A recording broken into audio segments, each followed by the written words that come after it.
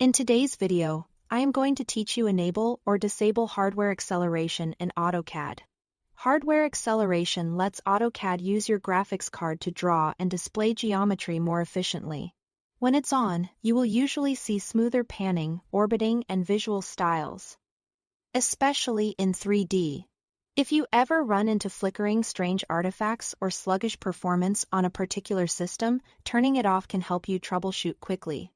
I'll show you 3 simple ways to toggle it, so you can pick the one that fits your workflow.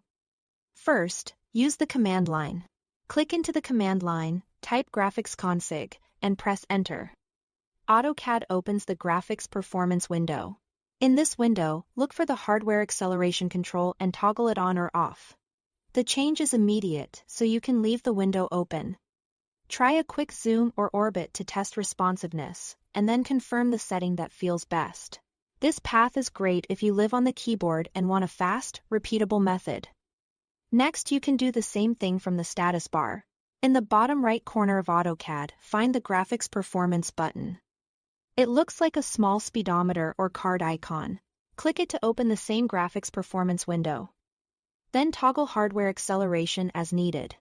This approach is handy when you prefer clicking over typing, and it keeps the control close at hand while you are working. Finally, you can reach the setting through the Options dialog.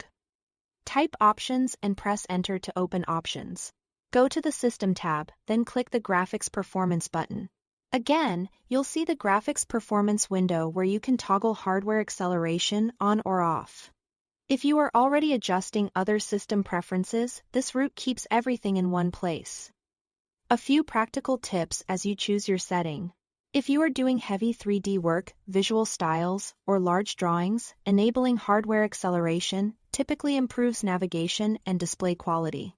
If you notice display issues on a particular machine or with a certain driver, disabling it can stabilize your session while you diagnose the cause.